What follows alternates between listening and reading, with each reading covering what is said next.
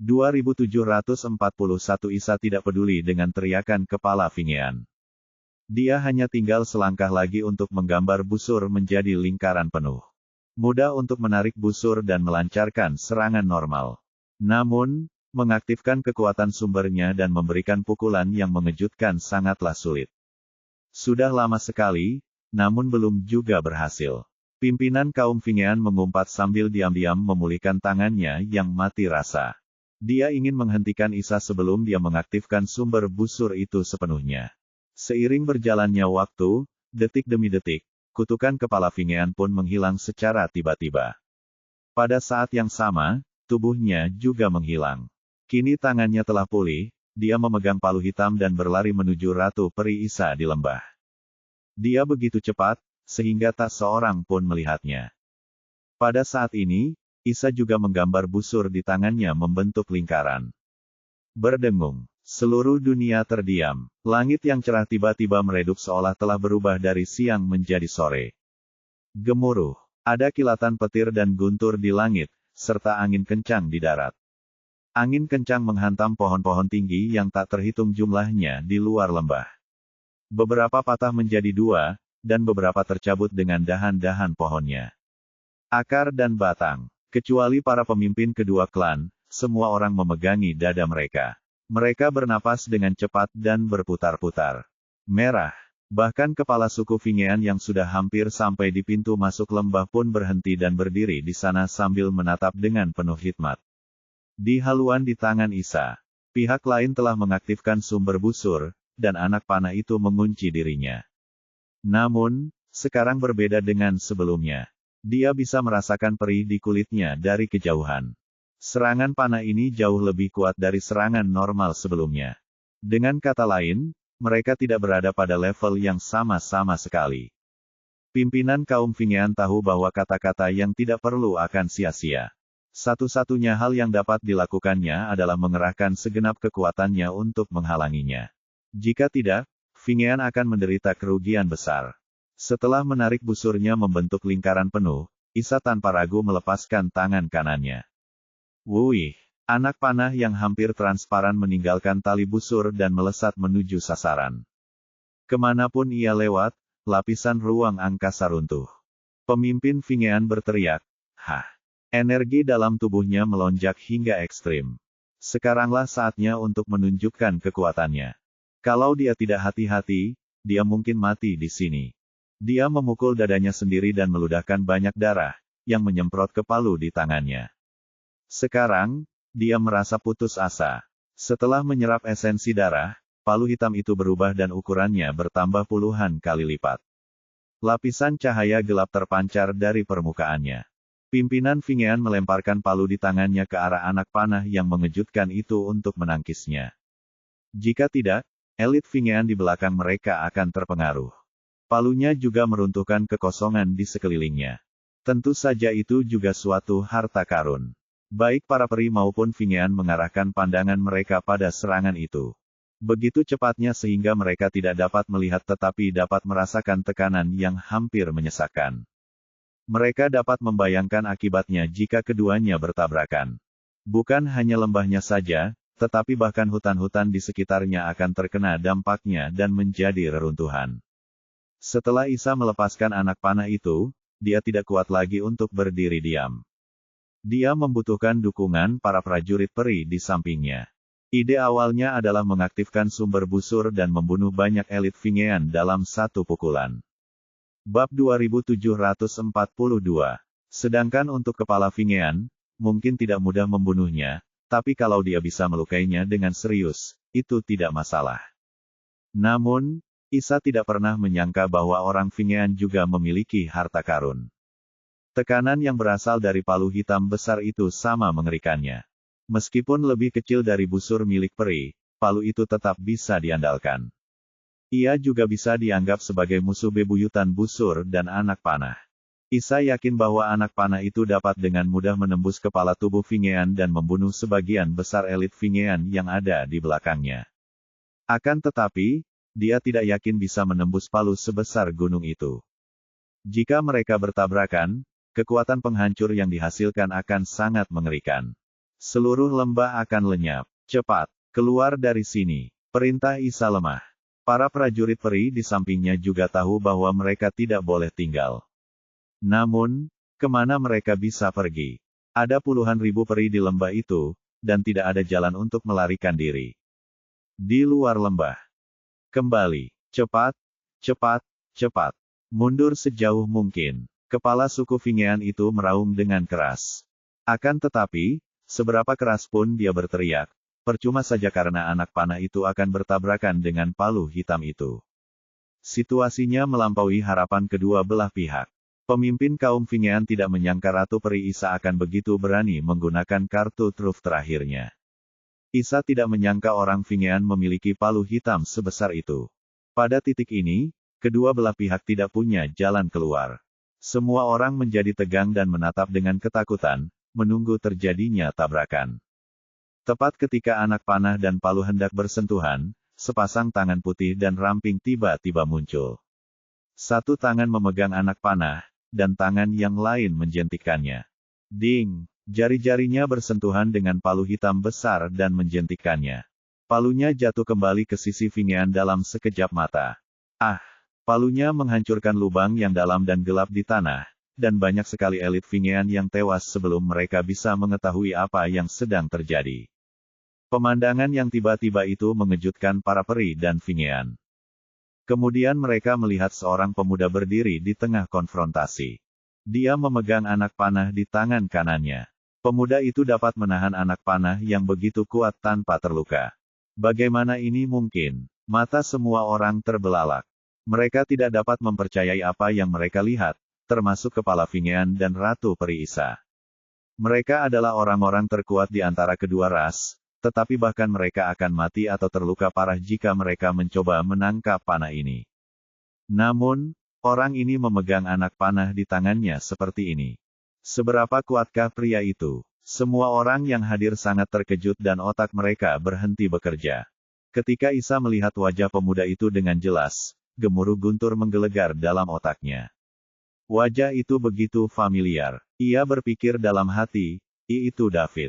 Tidak mungkin. Bagaimana David bisa sekuat itu? Dia menangkap anak panah mengejutkan yang aku tembakkan. Bahkan Dewa Puncak pun tidak dapat melakukannya. Hanya penguasa sebagian atau di atasnya yang mungkin mampu melakukan hal itu. Apakah David seorang penguasa sebagian? Apakah ada seorang overlord muda yang seperti itu dalam diri Leila? Berbagai pertanyaan muncul dalam benak Isa. Bab 2743. Saat berbagai pertanyaan muncul di benak Isa, sebuah suara yang familiar terdengar di telinganya. Ibu, apakah kamu baik-baik saja? Isa berbalik dan melihat Evi telah muncul di sampingnya pada suatu saat. Dia menatapnya dengan cemas. Saat melihat Evi, Isa yakin bahwa orang yang datang itu adalah David. Akan tetapi, ia masih belum dapat memahami bagaimana Daud dapat menangkap anak panah yang menggemparkan itu dengan tangan kosong. Aku baik-baik saja. Evi, apakah itu David? Meskipun dia sudah yakin, Isa masih ingin bertanya. Ya, itu David. Evi mengangguk. Setelah menerima jawaban Evi, Isa akhirnya benar-benar rileks. Tidak peduli bagaimana David melakukannya, tidak ada keraguan bahwa dia ada di pihak peri. Pada saat ini, David berdiri di sana tak bergerak dan amat terkejut. Sistem itu otomatis muncul ketika dia memegang anak panah mengejutkan yang ditembakkan Isa.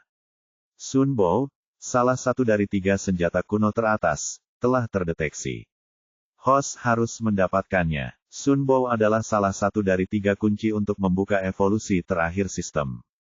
Saat ini, Host sudah memiliki God of Thunder Hammer. Begitu Host memperoleh Sun Bo dan Sky Splitting Axe, evolusi terakhir sistem akan dimulai. Ketika David melihat ini, dia sangat gembira. Tanpa diduga, Ratu Peri memiliki busur matahari. Memang, seseorang akan mencari kemana-mana, hanya untuk menemukannya saat tidak diduga-duga. Awalnya ia mengira akan butuh banyak kerja keras untuk mengaktifkan evolusi akhir sistem dan akan butuh waktu yang sangat lama untuk menemukan 3 senjata kuno teratas. Namun, dia sudah siap untuk itu. Setelah menyelesaikan ancaman Luvian, dan setelah Celia dan yang lainnya menjadi Eternals, dia akan mengajak semua orang berpetualang di alam semesta. Saat melakukannya, dia akan mengunjungi setiap peradaban dan mencari 3 senjata kuno teratas. Kalau dia menemukannya, itu akan lebih baik. Namun jika tidak berhasil, dia akan membiarkan alam mengambil jalannya. Lagi pula, sistem tidak menentukan di mana ketiga senjata itu berada dan hanya dapat mendeteksinya setelah David bersentuhan dengan mereka. Alam semesta begitu besar. Jika dia ingin menemukan ketiga senjata kuno tersebut, itu akan lebih sulit daripada mencari jarum dalam tumpukan jerami. Sudah berapa lama? Sekarang, dia tidak hanya menemukan Dewa Palu Petir di Kerajaan Bintang, tetapi dia bahkan menemukan busur matahari. Menemukan keduanya sungguh mengejutkan. Setelah menemukan kedua senjata itu, hati David tiba-tiba menjadi hangat. Namun, dia tahu mendapatkan kapak pembelah langit akan memerlukan kerja keras. Setelah tenang, David mengesampingkan masalah itu untuk sementara waktu. Dia harus menyelesaikan masalah yang dihadapi terlebih dahulu. Setelah itu, dia akan mencoba mencari cara untuk mendapatkan Sunbow.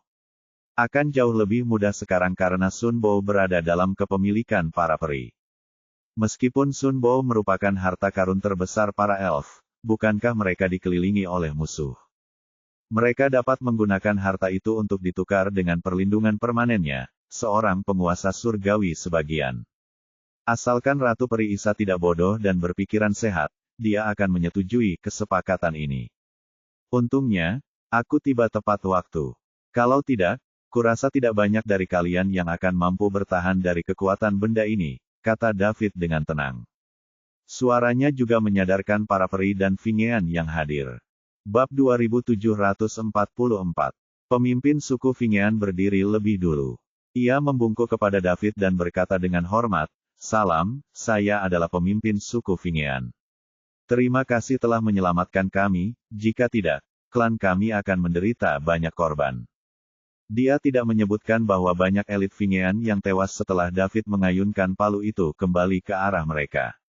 Dia tahu dalam hatinya bahwa dengan kekuatan orang ini, dia bukanlah seseorang yang bisa diganggu-gugat oleh orang-orang Fingean. Adapun para elit itu, mereka sudah mati. Bukan salahnya kalau mereka begitu tidak beruntung sehingga mereka kebetulan berdiri di bawah palu yang dilempar David kembali. Itu kesalahan mereka kalau mereka tidak beruntung. Inilah perubahan yang ditimbulkan oleh kekuatan. David telah membunuh para elit Fingean, tetapi pemimpin Fingean tetap harus berterima kasih kepadanya tanpa malu-malu. Dia tidak tahu kalau Putri Peri membawa David ke sini. Kalau tidak, dia pasti akan ketakutan setengah mati. Orang-orang Fingean tidak ada bedanya dengan semut di hadapan lawan yang tak terkalahkan. Kau tidak perlu berterima kasih padaku. Aku datang ke sini hanya untuk bertanya apakah orang-orang Fingean menghususkan diri dalam perdagangan wanita. David berbalik dan bertanya. Ketika orang besar seperti David memandangnya, kepala orang-orang Fingean itu langsung terasa seperti ada sasaran di punggungnya. Rasa dingin langsung menjalar ke kepalanya. Itu lebih mengerikan daripada anak panah mengejutkan yang baru saja ditembakkan Isa setelah mengaktifkan sumber busurnya. Orang ini terlalu kuat. Tidak mengherankan ia dapat dengan mudah menangkap anak panah Ratu Isa. Dia jelas merupakan seorang overlord sebagian. Tuanku, Anda salah paham. Ini semua salah paham. Meskipun suku Fingean bukanlah ras yang misinya adalah menyelamatkan warga sipil, kami tidak kejam. Tuanku, Anda pasti salah paham, seru pemimpin suku Fingean tanpa berpikir. Tidak usah peduli kalau mereka telah melakukannya. Dia akan menyangkalnya terlebih dahulu, lalu membicarakannya. Pihak lain jelas merasa jijik dengan perilaku semacam ini. Benarkah? Mengapa aku mendengar bahwa orang-orang Fingean telah diam-diam menangkap dan menjual wanita elf selama bertahun-tahun? Selain itu, kamu telah memperoleh banyak manfaat dan sumber daya dari ini, yang kamu gunakan untuk mengembangkan dan memperkuat dirimu. Setelah itu, kamu kembali untuk menangkap lebih banyak wanita elf. Bagaimana kamu bisa menjelaskannya? David berhenti sejenak dan menambahkan dengan wajah muram. Pikirkan dulu sebelum bicara. Jangan coba-coba menipuku. Kalau aku mendengar satu kebohongan saja, kau tahu akibatnya. Mendengar ini, kepala suku Fingean merasakan jantungnya berdebar kencang, dan wajahnya langsung pucat pasi. Tidak ada warna di wajahnya sama sekali. Ia berpikir dalam hati, sudah berakhir. Dia ada di pihak peri. Apa yang harus saya lakukan? Bangsa Fingean tidak memiliki kekuatan untuk melawan sosok yang begitu kuat. Pimpinan Fingean terus-menerus memikirkan cara menyelesaikan krisis yang dihadapi. Akan tetapi, setelah berpikir panjang, ia tetap tidak dapat menemukan peluang sedikit pun. Dihadapkan dengan kekuatan absolut, konspirasi apapun akan tampak tidak ada apa-apanya. Tuan, saya akui bahwa Fingean telah menangkap wanita elf dan menjualnya ke berbagai rumah lelang bawah tanah di Leila untuk mendapatkan keuntungan besar, Kepala. Fingeans akhirnya menjawab dengan jujur. Dia tidak berani menyembunyikan apapun. Dia khawatir pihak lain akan memusnahkan Fingeans dengan marah jika dia berbohong. Itu akan menjadi sedikit usaha baginya. Oh, beraninya kau mengatakan bahwa kau tidak memperdagangkan wanita. Apakah wanita elf bukan wanita? Tahukah kau bahwa di kota kelahiranku, memperdagangkan wanita adalah kejahatan serius.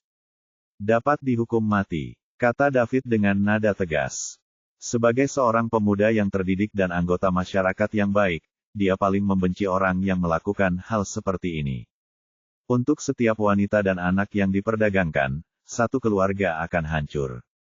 Ada terlalu banyak keluarga seperti itu di bumi. Kalau saja mereka bisa hidup sejahtera setelah dijual, dosa para penjual bisa sedikit diringankan. Namun, para wanita elf yang dijual itu semuanya akan disiksa dan direndahkan hingga menjadi bayangan. Akhirnya, mereka semua akan mati dalam keengganan dan kesakitan. Bangsa Fingean tahu ini akan terjadi, tetapi mereka tetap melakukannya demi keuntungan mereka sendiri, yang sepenuhnya bertentangan dengan peri kemanusiaan. Bab 2745.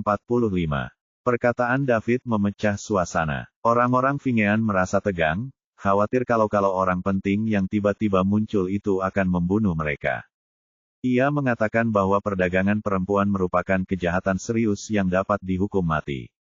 Berapa banyak wanita elf yang telah dijual diam-diam oleh Fingean selama bertahun-tahun? Jumlah totalnya mencapai ratusan ribu. Bangsa Fingean sangat diuntungkan dari hal ini, dan itulah sebabnya mereka tumbuh hingga skala saat ini. Tidaklah berlebihan jika dikatakan bahwa para peri adalah sapi perah bangsa Fingean. Itulah sebabnya pemimpin kaum Fingean tidak ingin sesuatu terjadi pada kaum peri. Mereka semua memahami bahwa mereka harus bekerja keras sedikit demi sedikit. Sementara itu, semua wanita peri di lembah menangis kegirangan, termasuk ribuan prajurit peri yang tidak takut mati. Mereka sangat gembira. Setelah bertahun-tahun, seorang pembesar akhirnya bersedia mencari keadilan bagi kaum peri. Para peri telah menunggu hari ini terlalu lama. Evie mendukung ibunya dan menatap David dengan senyum senang. Dia merasa semakin jatuh cinta padanya saat ini. Isa juga tidak menyangka David akan menolong para elf dengan cara seperti ini. Namun, hal ini juga menegaskan bahwa penglihatannya benar. David memang seorang yang adil. Pimpinan suku Fingean berdiri gelisah di luar pintu masuk lembah. Dia tahu dia harus mengatakan sesuatu saat ini. Kalau tidak, orang-orang Fingean akan menghadapi kehancuran total. Jadi, dia menggertakkan giginya dan berkata dengan keras, "Tuanku, Anda tidak tahu. Bangsa Fingean dan peri telah lama terlibat dalam perseteruan antar generasi. Sebagai musuh, kita harus menemukan cara untuk saling melemahkan dan memperkuat diri. Kelima penguasa bahkan tidak peduli dengan perseteruan ini, jadi saya yakin kita tidak melakukan kesalahan apapun. Anda hanya bisa menyalahkan para peri karena terlalu lemah. Jika mereka memiliki kekuatan yang cukup, mereka dapat memusnahkan kita, dan saya tidak akan menyesal." David tertawa kecil ketika mendengarnya. "Apa, kau ingin menggunakan 5 penguasa Leila untuk menekanku?" "Tuanku, Anda salah paham. Saya tidak bermaksud begitu. Saya hanya ingin mengatakan bahwa aturan yang ditetapkan oleh 5 penguasa adalah bahwa tidak boleh ada pertikaian internal yang serius di dalam Leila. Masalah antara dua klan kecil kita tidak pantas mendapat perhatian orang besar sepertimu." Pimpinan Fingean tidak berani berkata lebih banyak lagi. 5 penguasa Leila telah menyatakan bahwa yang terbaik bagi para penguasa parsial adalah tidak ikut campur dalam urusan duniawi Leila karena hal itu akan terlalu merusak keseimbangan karena kekuatan penghancur penguasa parsial terlalu besar. Jika mereka tidak berhati-hati, akan menimbulkan banyak korban. Akan tetapi, kelima Overlord selalu mempertahankan aura misterius, jadi mengendalikan sebagian Overlord di bawahnya menjadi hal yang sulit. Sama seperti situasi sekarang, 5 penguasa Leila tidak akan pernah tahu jika orang ini mengambil tindakan untuk memusnahkan Fingean. Namun begitu dia mengatakan hal itu, dia akan membuat pihak lain marah. Bagaimana jika saya ingin ikut campur? Tanya David sambil tersenyum. Kalau begitu, silakan saja kau membunuh kami atau bahkan menghancurkan kami. Tapi seseorang akan menyampaikan berita itu kepada para penguasa sehingga mereka akan menegakkan keadilan bagi kami. Pemimpin suku Fingean telah mengabaikan kehati-hatian. Dilihat dari situasinya, jelaslah bahwa pihak lain tidak bermaksud membiarkan orang Fingean hidup. Maka dia pun memutuskan untuk menyebut-nyebut para penguasa untuk melihat apakah orang ini punya rasa tanggung jawab dan tidak berani bertindak terlalu jauh. David ingin tertawa. Sekalipun ia hanya memiliki sebagian kekuatan penguasa surgawi, hanya ada satu penguasa surgawi sejati di antara kelima penguasa Leila. Bahkan jika kelima penguasa Leila menyerangnya secara bersamaan, David tidak akan takut. Lagi pula, dia mengenal 2 orang di antaranya. Mengapa Elora mengambil tindakan terhadap David? Bab 2746. Silvio pun begitu. Dia juga membutuhkan bantuan David untuk menghadapi Luvian, yang bisa mengamuk kapan saja. Tidaklah berlebihan jika dikatakan bahwa David saat ini adalah yang terkuat bagi Leila. Orang-orang Fingean mencoba mengancamnya dengan 5 penguasa Leila, jadi wajar saja jika David menganggapnya lucu. Melihat David terdiam, pemimpin orang Fingean mengira ancamannya berhasil. Menurutnya, ini adalah hal yang wajar. Tidak ada makhluk di seluruh Leila yang tidak takut pada kelima penguasa Leila. Kau tidak memenuhi syarat untuk mengancamku dengan 5 penguasa Leila. Aku dapat memberitahumu dengan jelas bahwa aku, David Udel, akan melakukan sesuatu tentang penculikan dan perdagangan wanita elf oleh kaum Fingean. Tentu saja, jika kau tidak menerima ini, aku dapat memberimu kesempatan untuk meminta 5 penguasa Leila keluar. Kita lihat apakah mereka akan mendukungmu, kata David dengan tenang. Pimpinan Fingean langsung tertegun. Di mana dia akan menemukan 5 penguasa Leila. Bahkan bertemu dengan seorang penguasa tertinggi saja sudah merupakan tantangan. Terlebih lagi, dia hanyalah seorang dewa, bahkan tidak memenuhi syarat untuk bertemu dengan seorang penguasa tertinggi. Tuanku, apa keuntungan yang diberikan para peri kepadamu? Bagaimana kalau kami gandakan untuk Anda? Tidak, 3 kali lipat. Saya hanya berharap Anda akan mengampuni para Fingean, pinta pemimpin para Fingean. Ancamannya gagal. Jadi, dia hanya bisa menggoda David dengan keuntungan. Dia siap memenuhi permintaan David sebaik yang dia bisa. Sepertinya kau masih belum mengerti apa maksudku. Aku bahkan tidak takut pada 5 penguasa Leila, jadi apa manfaat yang bisa kau gunakan untuk menggodaku? Perkataan David sekali lagi mengejutkan semua orang yang hadir. Dia tidak takut pada 5 penguasa Leila. Apa artinya itu? Lambat laun, semua orang menatap David dengan mata terbelalak saat mereka memahami poin pentingnya. Mungkinkah pemuda itu adalah seorang penguasa? Hanya seorang penguasa yang berani berkata bahwa dia tidak takut pada kelima penguasa Leila. Apakah ada orang di bawah Overlord Realm yang berani mengatakan hal itu? Bahkan tidak ada seorang pun penguasa yang berani mengatakan hal itu. Kapankah seorang Overlord muda muncul dalam diri Leila? Apakah kau seorang Overlord? Tanya pemimpin suku Fingean dengan gemetar. David tidak menjawab tetapi berkata, karena kamu telah mengakui kejahatan menculik peri Tuhan. Kamu telah melakukan banyak kejahatan keji, dan sekarang saatnya untuk menebus dosa-dosamu.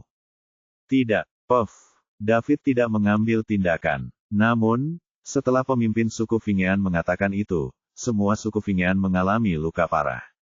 Mereka memuntahkan seteguk darah, bercampur dengan organ dalam mereka, dan sambil memegangi dada mereka, mereka jatuh berlutut. Mereka dapat merasakan kekuatan dalam tubuh mereka menghilang dengan cepat. Dengan kata lain, David telah memusnahkan orang-orang Fingean di luar lembah. Pemimpin kaum Fingean berlutut di tanah, menyadari bahwa David adalah seorang penguasa. Tubuhnya lumpuh, tetapi dia bahkan tidak bisa merasakan kebencian di hatinya. Jika pihak lainnya adalah seorang penguasa, bagaimana mungkin dia membencinya? Dia hanya bisa menyalahkan kehendak surga. Bangsa Fingean telah melakukan sesuatu yang tidak disukai oleh sang penguasa. Tak seorang pun dapat menolong keluarga Fingean. Mungkinkah benar bahwa jika seseorang melakukan terlalu banyak kejahatan, Tuhan akan menghukumnya? Pikiran-pikiran seperti itu menyerbu ke dalam benak pemimpin kaum Fingean. Gambaran-gambaran wanita elf yang disiksa dan dirusak muncul di benaknya. Bab 2747. Untuk memastikan semuanya berjalan dengan baik, pemimpin Fingean telah membawa pasukan terbaiknya. Dia siap memperoleh manfaat sebesar-besarnya dengan biaya minimum. Tanpa diduga, seorang overlord muncul dan melumpuhkan mereka semua. Sekalipun dia tidak membunuh mereka, tanpa kekuatan, kehidupan kaum Fingean akan lebih buruk daripada kematian di dunia ini di mana yang kuat dihormati. Tanpa kepala, orang Fingean pasti akan kacau balau. Pimpinan Fingean tidak pernah menyangka akan berakhir seperti ini. Dia telah memikirkan hasil terburuk, Ratu Peri Isa akan mengancamnya dengan pukulan yang disertai sumber senjata itu. Dia bahkan tidak menyangka pihak lain akan melepaskan anak panah itu. Lagi pula, para peri akan kesulitan setelah mereka kehilangan kartu truf terakhir mereka. Namun, yang terjadi justru sebaliknya. Isa mengabaikan kehidupan dan kematian para peri dan menggunakan kartu truf terakhirnya. Pada saat yang sama, mereka bahkan menemukan seorang overlord untuk membantu mereka. Sekarang, dia sepenuhnya mengerti bahwa David pasti ada di sini untuk para elf. Kalau tidak, bagaimana dia akan peduli dengan masalah sepele seperti seorang overlord? Pemimpin kaum Fingean tidak dapat mengetahui bagaimana para peri mendapatkan bantuan seorang penguasa. Seperti yang dikatakan David, sebagai seorang overlord, dia bahkan tidak takut pada 5 penguasa Leila. Jadi, berapa banyak keuntungan yang akan dia dapatkan jika dia keluar? Sekalipun para peri dijual sebagai satu paket utuh, mereka tetap tidak mampu memperoleh bantuan dari seorang penguasa. Sekalipun dia tidak dapat menemukan jawabannya, ini sudah terjadi. Jadi, apa gunanya memikirkan hal ini lagi? Sisi Fingean di luar lembah tampak suram. Mereka tidak dapat menerima kenyataan bahwa mereka telah lumpuh. David telah melumpuhkan orang Fingean dan menghancurkan semangat mereka. Ini hukuman kecil untukmu. Aku tidak membunuhmu, bukan karena aku penyayang, tapi karena aku ingin menyerahkanmu kepada para peri, yang akan memutuskan bagaimana cara menghadapimu, dasar sampah, kata David dengan tenang. Melumpuhkan ribuan elit Fingean adalah masalah sepele baginya. Itulah faktanya. Sebagai seorang penguasa surgawi yang kuat, semua orang yang berada di bawah alam penguasa hanyalah semut bagi David. Tuanku, mengapa Anda memperlakukan orang-orang Fingean seperti ini? Pemimpin orang-orang Fingean bertanya dengan keras dan muram. Karena kalian telah melanggar batasanku. Semua orang di dunia fana tahu bahwa para delegasi tidak boleh dibunuh saat dua negara sedang berperang. Tapi apa yang dilakukan kaum Fingean? Aku tidak punya kendali atas dendam antara kalian dan para peri. Bahkan jika kalian menghabisi para peri karena mereka tidak cukup kuat, mereka tidak bisa menyalahkan siapapun. Namun, aku tidak bisa tinggal diam jika kalian menjual wanita peri dan membiarkan mereka menderita siksaan seumur hidup untuk mendapatkan keuntungan. Ada pepatah yang mengatakan bahwa lebih baik mati daripada dipermalukan. Kalian, kaum Fingean, pantas dihukum oleh Tuhan atas tindakan kalian. Jika Tuhan tidak menghukum kalian, maka aku yang akan menghukum. Setelah David selesai berbicara, dia tampak begitu berbakti kepada kebenaran sehingga dia menggugah rasa hormat, yang menyebabkan para wanita peri di lembah itu jatuh hati padanya. Termasuk Ratu Isa dan Putri Evi. Dia kuat, tampan, dan memiliki rasa keadilan yang tinggi. Di mana mereka bisa menemukan pria seperti itu? Tentu saja, mereka juga tahu kesenjangan antara mereka dan David. Dia adalah seorang overlord yang berdiri di puncak Leila. Maka mereka tidak berani mengharapkan adanya interaksi apapun di antara mereka dan hanya menyimpannya dalam hati mereka yang terdalam. Bab 2748. Kepala suku Fingean tercengang mendengar ucapan David. Akhirnya, dia tertawa terbahak-bahak. Aku tidak terima. Jadi, aku memintamu untuk menemukan 5 penguasa Leila, tetapi kau menolaknya. Aku memberimu kesempatan, tetapi kau tidak menggunakannya, jadi apa yang bisa kulakukan? David merentangkan tangannya dan tampak tak berdaya. Dia dengan cepat menghancurkan anak panah mengejutkan yang ditembakkan Isa, dan anak panah itu lenyap tanpa jejak. Setelah mengatakan itu, David mengabaikan orang-orang Fingean di luar lembah. Karena lumpuh total, mereka tidak dapat berbuat apa-apa kecuali menunggu kematian. Dia mendekati Ratu Isa sebelum berkata, "Ratu Isa." Begitu dia mengatakan hal itu, Isa memotongnya. "Tuan David, jangan panggil aku seperti itu. Kau seharusnya memanggilku Isa. Aku tidak pantas dipanggil Ratu Isa olehmu." Lucu sekali. Di samping 5 penguasa Leila, David sekarang merupakan penguasa ke-6 di antara Leila. Sekalipun dia memanggilnya Ratu, dia tidak akan berani mengakuinya. Jika menyebar, itu akan menjadi kejahatan yang sangat tidak sopan. Nama hanyalah sebuah kode. "Mengapa kau begitu gigih, Ratu Isa?" tanya David dengan tenang. "Tuan David, meskipun kita tidak menanggapinya dengan serius, apa yang akan dipikirkan orang lain jika ini menyebar? Saya akan dimarahi sampai mati oleh yang lain," Isa bersikeras. "Baiklah, kalau begitu aku akan memanggilmu Nona Isa. Aku telah menghancurkan kaum Fingean. Mengenai cara menghadapi mereka, kuserahkan padamu. Aku tahu bahwa kaum peri telah sangat menderita selama bertahun-tahun dan memiliki banyak kebencian terhadap kaum Fingean. Jadi, apapun yang kau lakukan, aku tidak akan ikut campur." David berhenti meronta dan langsung ke pokok permasalahan. Isa pertama kali melepaskan diri dari dukungan Evie dan prajurit elf lainnya, membungkuk kepada David, dan kemudian berkata dengan serius. "Terima kasih, Master David. Anda tidak hanya menyelamatkan kami, tetapi juga membantu kami membalas dendam atas pertumpahan darah kami. Para peri tidak akan pernah bisa membalas budi. Mulai sekarang, para peri akan selalu siap untuk tugas apapun yang Anda berikan kepada kami." Evie pun membungkuk. "Terima kasih, David." Kemudian semua wanita peri di lembah itu membungkuk kepada David. "Terima kasih, Guru David. Kamu tidak perlu bersikap begitu sopan kepadaku. Itu hanya usaha kecil," jawab David sambil tersenyum. "Mungkin ini usaha kecil bagimu, Tuan David, tetapi ini adalah bantuan besar bagi kami. Aku nyatakan bahwa mulai sekarang, Tuan David akan menjadi tamu paling terhormat bagi para peri, dan dia dapat menikmati semua hak istimewa," Isa mengumumkan dengan keras. "Nona Isa, kita bicarakan ini nanti saja. Kita selesaikan dulu urusan dengan keluarga Fingean, baru kita cari tempat untuk bicara lebih rinci. Kebetulan saya juga perlu bicara dengan Anda." "Ya, Tuan David." 1 jam kemudian, David, Isa, dan Evie duduk mengelilingi meja di menara tempat Ratu Peri Isa tinggal. Setelah berurusan dengan bangsa Fingean, David membawa Isa dan putrinya kembali ke tempat para peri tinggal. Para wanita peri lainnya kembali dengan cara yang sama seperti saat mereka datang. Setelah meminum air kehidupan, kondisi Isa jauh lebih baik. Ia jauh lebih baik daripada saat ia mengaktifkan sumber busur untuk menembakkan anak panah. Setidaknya ia sekarang bisa berjalan tanpa bantuan. Namun, dia masih memerlukan waktu untuk pulih sepenuhnya. Lagi pula, dia baru saja mengaktifkan sumber busur itu, yang telah menghabiskan terlalu banyak tenaganya. "Guru David, bolehkah saya bertanya sesuatu?" tanya Isa sambil menatap David yang duduk di seberangnya. Dia masih merasa seperti sedang bermimpi. Ini tidak terasa nyata sama sekali. Musuh para elf selama beberapa generasi, bangsa Fingean, dimusnahkan sepenuhnya, dan pemuda di depannya memusnahkan mereka.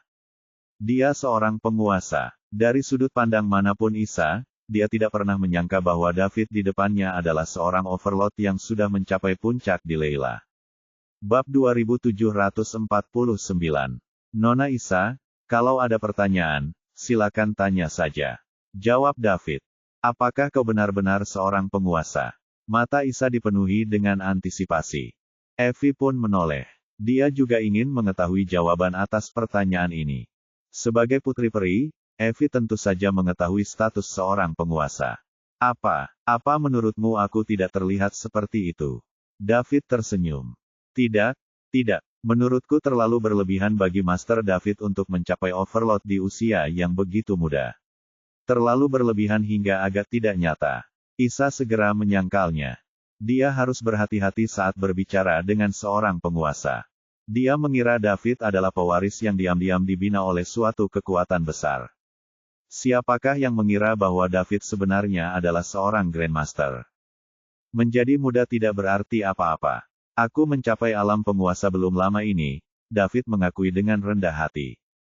Tidak perlu merahasiakan hal semacam ini. Setelah mendapat jawaban positif dari David, mata Isa dan Evie terbelalak, mereka terkejut dan terdiam lama. Melihat mereka berdua terdiam, David memecah keheningan dan bertanya, "Nona Isa, ada apa?" "Oh, tidak ada apa-apa. Tidak ada yang salah.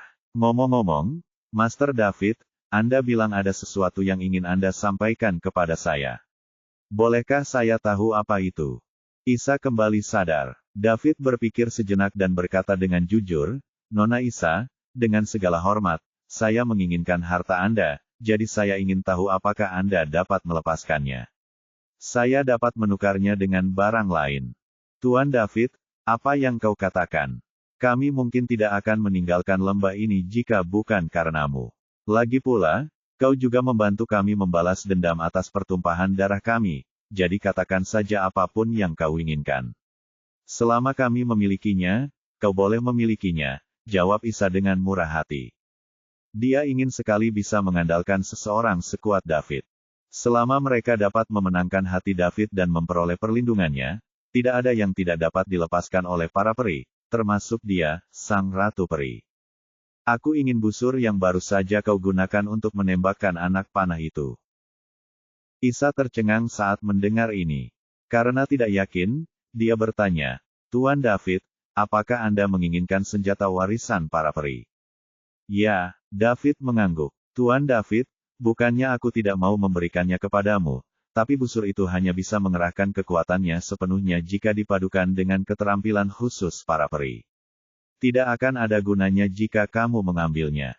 Setelah Isa selesai berbicara, dia tiba-tiba teringat sesuatu dan dengan cepat menambahkan, "Hanya wanita yang bisa melatih keterampilan khusus para peri. Selain itu, sumber busur warisan telah habis. Jadi kamu tidak akan bisa memberikan pukulan yang mengejutkan itu lagi untuk sementara waktu." "Nona Isa, sejujurnya, saya punya kegunaan lain untuk busur itu, dan saya tidak bermaksud menggunakannya sebagai senjata. Jika Anda bersedia memberi saya busur itu, saya, David Liddell, bersumpah sebagai penguasa bahwa saya akan selalu melindungi para peri dari invasi apapun selama saya hidup. Bagaimana menurutmu?" David berjanji dengan sungguh-sungguh.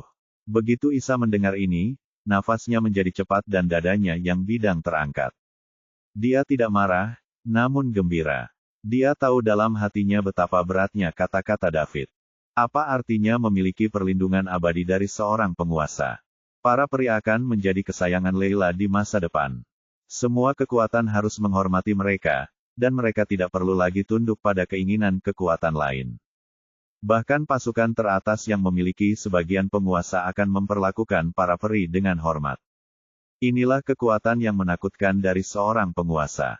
Saat David mengumumkan ini, nasib para peri akan berubah total. Bab 2750. Peran busur pusaka hanya untuk menghalangi kekuatan lain dan melindungi para peri.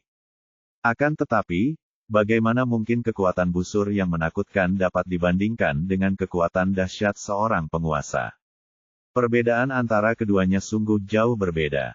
Bahkan jika mereka menyerahkan dia, sang ratu peri, kepada David, akan tetap sepadan, apalagi busur warisannya. Ketika Daud melihat Isa terdiam, ia mengira Isa enggan. Lagi pula, itu adalah sesuatu yang diwariskan oleh para leluhur para peri. Jika mereka memberikannya, bukankah itu merupakan pengkhianatan terhadap para leluhur mereka? Namun, Sun Bo adalah salah satu dari 3 kunci yang membuka evolusi akhir sistem, jadi David tidak bisa menyerahkannya begitu saja. Oleh karena itu, ia menambahkan, "Nona Isa, jika Anda merasa itu tidak cukup, Anda dapat mengajukan permintaan apapun. Selama itu masih dalam lingkup prinsip saya akan berusaha sebaik mungkin untuk memuaskan Anda. Namun, busur itu sangat berguna bagi saya, jadi saya harap Nona Isa dapat memberikannya kepada saya. Kata-kata itu menyadarkan Isa dari kegembiraannya. Tidak, tidak, tidak. Tuan David, Anda salah paham. Anda telah menunjukkan kebaikan yang begitu besar kepada kami, betapapun berharganya busur warisan itu hanyalah harta karun. Jika bukan karena Anda, kami mungkin akan lenyap sepenuhnya dalam waktu dekat. Jika kami tidak ada lagi, apa gunanya busur itu? Jadi, Anda tidak perlu membuat janji-janji lain. Ambil saja busur itu jika Anda menginginkannya. Isa menjawab dengan tergesa-gesa. David sangat gembira saat mendengar ini. Semuanya akan baik-baik saja jika dia setuju. Kalau tidak, tidak baik baginya untuk menggunakan kekerasan karena hubungannya dengan Evie. Dia bertekad untuk mendapatkan Sunbow. Karena Anda telah setuju untuk memberi saya busur warisan, saya tidak bisa kehilangan kesopanan saya. Masing-masing dari 3 kotak kayu ini berisi klon saya. Di masa depan, jika Anda menghadapi bencana seperti hari ini, Anda dapat membuka segel dan memanggil klon saya. Klon saya memiliki kekuatan yang sama dengan saya dan dapat bertahan hidup selama 1 jam. Saya yakin mereka cukup untuk menyelesaikan krisis apapun, kata David, mengeluarkan 3 kotak kayu yang indah sebelum meletakkannya di atas meja. Mata Isa dan Evie berbinar. Mereka segera mengambil sebuah kotak kayu dan mulai mengamatinya seperti harta karun. Memiliki klon seorang overlord adalah hal yang hebat. 1 jam cukup untuk menyelesaikan semua masalah. Sejauh ini, Leila belum pernah menemui hal yang tidak dapat dipecahkan oleh seorang overlord. Kalaupun ada, hal itu tidak akan terjadi pada para elf.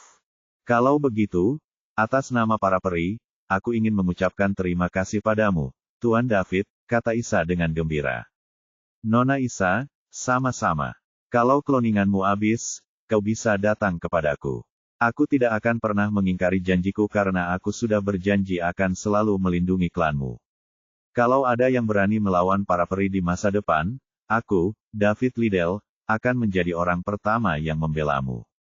Kedua belah pihak dengan senang hati mencapai kesepakatan. Isa memberikan busur matahari kepada David sementara David akan melindungi para peri dari invasi apapun. Kedua belah pihak senang dengan hasilnya. Kali ini, perjalanan David sangat bermanfaat. Dia tidak pernah bermimpi bahwa dengan menghadiri upacara pengorbanan di kalangan peri, dia akan menerima busur matahari di antara 3 senjata kuno teratas yang akan memulai evolusi tertinggi sistem tersebut. Sekarang, yang tersisa hanyalah kapak pembelah langit. Setelah itu, dia akan memiliki ketiga senjata kuno teratas. Anehnya dan tak terelakkan, David punya firasat bahwa kapak pemecah langit tidak akan terlalu jauh. Pada saat yang sama, para peri akan mendapatkan keuntungan sebesar-besarnya. Meskipun mereka kehilangan busur warisan, mereka mendapatkan perlindungan abadi dari seorang penguasa selain dari balas dendam atas perseteruan darah mereka. Itu jauh lebih berguna daripada busur warisan. Langkah selanjutnya adalah menunggu upacara pengorbanan para peri. Setelah itu, David akan meninggalkan para peri untuk mencari Silvio.